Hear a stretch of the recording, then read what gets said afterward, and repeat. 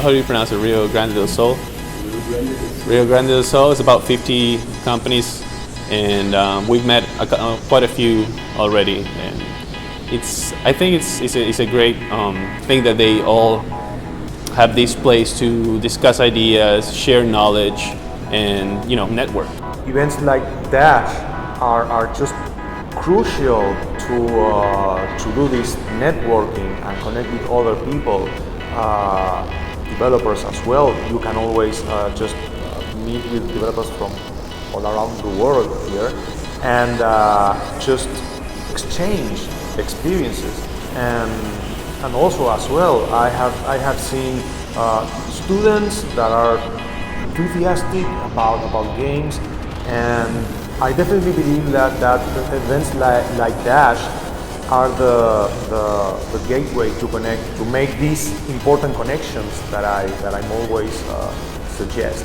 So yes, it's important to make the most out of these events. This is my third visit to Porto Alegre, one of my favorite cities in Brazil. The first time I ever came to Brazil was to Porto Alegre SB Games many years ago. The event's been really good. I met a lot of developers yesterday, had some matchmaking, and people that I'm going to continue to stay in contact with after this. I'm really excited about the potential, and I definitely have seen a couple of games that I'm hoping will be coming to PlayStation soon. We have some developers who have very small studios, 1 or 2 person or even 3 person studios. They're very small, and they do create games, but oftentimes they reach for outside sources to help them, so that you can kind of grow your studio without actually having to invest more money. And the way they do that is just through collaboration. Say your game could use really good sound design, but you don't have a good sound designer, but this other studio does.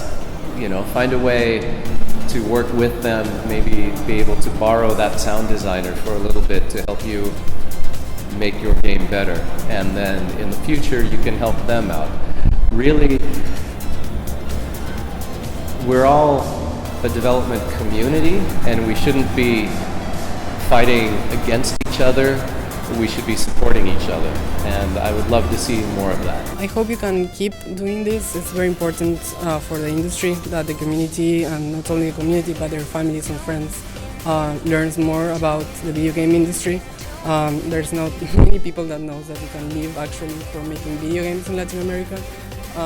Try to tell your parents that you're not going to law school. So I believe it's very important that you can have the support of universities and the companies, and especially for the government, to grow and be a stronger event every year. This is not only important for the industry because you're learning as professionals, but it's also important for the economy because you're making games that are greater and better every time and competitive worldwide. So. And from your experience since you got from the beginning of your career since right now, what do you have to say for guys who are starting here with their companies? But if you're starting in this industry, be prepared for a wild ride. It's not piece of cake. There's no way they can prepare you for this in college. So it's important also to be part of events like this, where you can actually get to meet the people working in it, and they can share their experiences with you.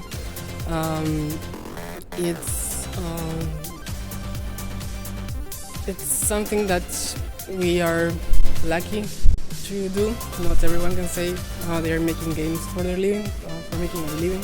So you should be proud of that. And I believe something important is like to never stop learning and meeting people. This industry is growing fast, and we are far away, and we need to keep up.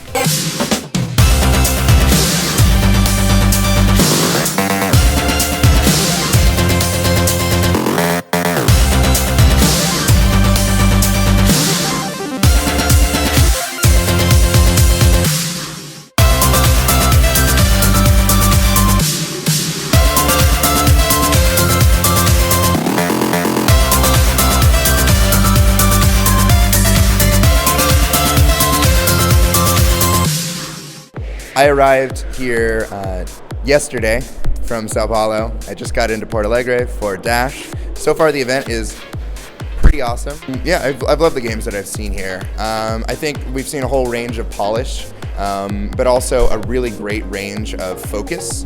Clearly there are some games that are in their kind of earlier stages, but there are also games that have a tremendous resonance for all age groups, and that's always nice to see.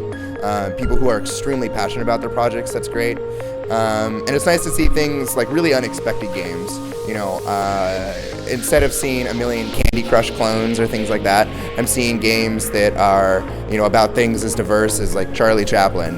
That's something that I probably wouldn't even see at US game shows. So there's a lot of creativity here, and that's extremely evident.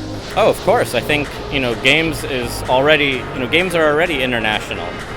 In a lot of games, you don't even need to learn a language to know how to play, and those are the games that tend to be the most successful. So there's no reason why games that are coming out of Brazil become, really powerful or grow really big and hit the international markets and do very well. In fact, I've seen a number of products already that I think have that potential coming out of Brazil, and I'm hoping and begging to see that happen in the next few months, to see these games come out and chart and be very successful to help Brazil really put their name on the map. I think maybe while some teams are doing making better decisions than others, at the end of the day it's all part of a team process across the whole country. It's like looking at I'm trying to think of a good example, but think of a bunch of people in a factory. If one person's maybe a little faster or a little slower, at the end of the day it doesn't matter, because everybody's part of this machine that's growing and creating new products and putting them out the door. And it's all a learning process for everybody to learn and to adapt from each other. It's almost important, or even more important, to know what works than to know what doesn't work. And so if a team makes a decision that turns out to be the wrong decision, it can help thousands of other developers not to make the same mistake and do something different. So I think, all in all, by having more teams try new things, to iterate and to see what works and what doesn't, will always benefit everyone in the community and allow the industry to grow. So in that case, there are no failures, only steps and parts of the process. Eu tenho gostado bastante do evento, achei que, até ouvindo muito o que o pessoal tem falado, a ADJOGOSRS aqui está muito bem organizada, até mais organizada do que a Associação de Desenvolvedores aí do Brasil, a Abra Games, segundo algumas pessoas que eu ouvi aí. E está engajando e fez um evento que a ideia começou muito bem esse primeiro, mas a ideia é que o ano que vem seja realmente um evento internacional e até amplie um pouco mais para ser um evento mais América do Sul, assim, Cone Sul pelo menos aqui. Que os caras façam o que eles gostam e têm paixão, mas também pensem no lado financeiro, porque se eles querem buscar investidores, querem crescer, uma hora ou outra eles vão ter que se deparar com essa necessidade de capital, de capitalizar a empresa, de investir se eles não têm recursos próprios. Então eles precisam mostrar números, resultados, eles precisam mostrar que existe um potencial de ter um retorno, de trazer retorno para esses investidores.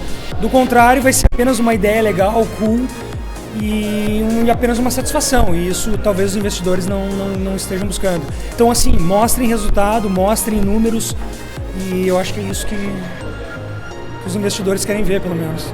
Sei quais são as expectativas exatamente. Eu sei que existe um movimento que está crescente na área de games, e eu sei, até por estar trabalhando nos bastidores com o principal festival de games independentes do Brasil, de que existe uma movimentação e uma sensibilidade cada vez maior do governo para ouvir, não só do governo, mas também de outras áreas, até do setor de infraestrutura, empresários e tudo mais, para ouvir demandas dos desenvolvedores indies.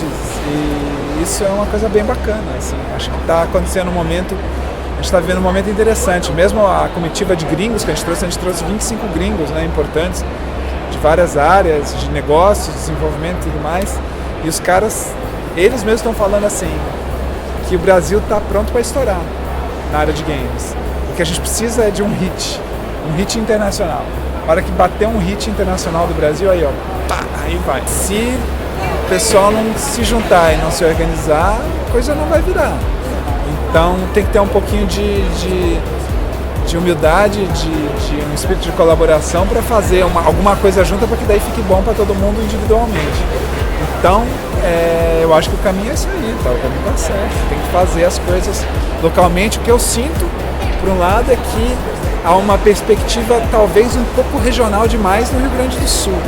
Porque tanto em São Paulo como no Rio de Janeiro, quando a gente faz as coisas, a gente tenta fazer a coisa nacional e abrir para todo mundo. Enquanto que aqui existe um pouco ainda essa perspectiva de fazer só para o Rio Grande do Sul, que, enfim, até entendo por uma questão de apoios locais e tudo mais, mas eu acho que a gente tem que romper essa barreira, porque todo mundo é muito pequeno. Então não adianta a gente fazer separado, se a gente fizer junto a gente ganha mais. É essa a perspectiva que eu tenho. O Dash é um sonho, era uma meta nossa, né? A gente ficou praticamente meio ano pensando como a gente ia fazer, como a gente ia dar esse peitaço, né? A gente conseguiu montar, eu acho que o resultado foi mega bom, assim, foi melhor do que esperado. A gente teve muitos compradores internacionais fazendo elogios às empresas de games nossas. A gente às vezes tem aquela síndrome do vira-lata, achando que a gente não está preparado, e o pessoal falou que sim, a gente está preparado. Tem alguns pontos para melhorar, sempre tem que melhorar, né? Mas isso mostra que a gente pode competir com o pessoal lá fora, que a gente tem o nosso espaço e que a gente tem muito para conquistar ainda.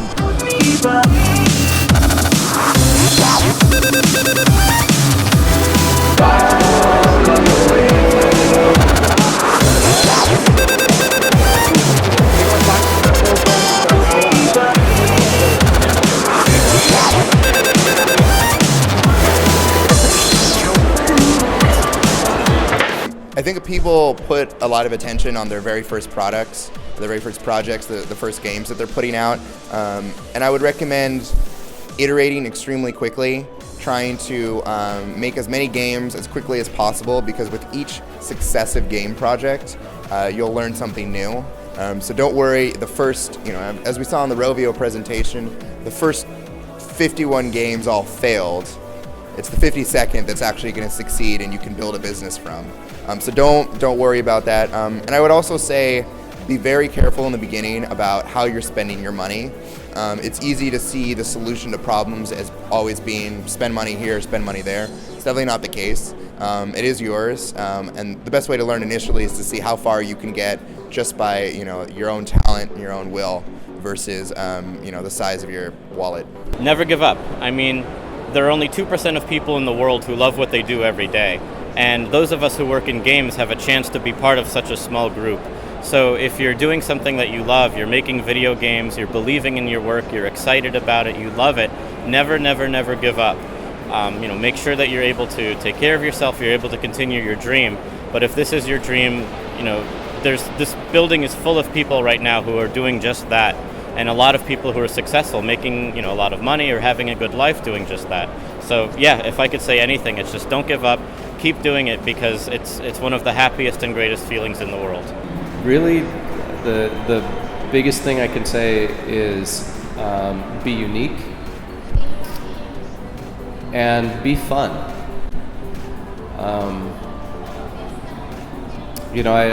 I tell people I'm a musician and I write a lot of songs, and I love every song I write, but I know that a lot of the songs I write are terrible, and I'll never play them for anybody else. I'll play them for myself, and I'll sing them, and I'll enjoy them, but I know they're not good enough for me to be playing for other people. I think developers have to learn when their game is good enough for them to enjoy, but it's not necessarily fun for everybody. And you need to figure out which of the games that, okay, this is going to be fun for more people. Keep doing what you love. And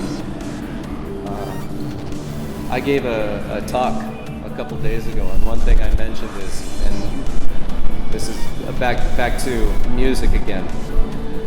If you learn 3 chords on a guitar, you can play hundreds of songs with those 3 chords.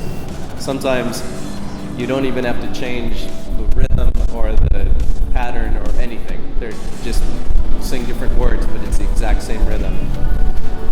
I hope that I want to challenge and inspire you to don't write a 3-chord song. Create a symphony. That's what I'd love to see.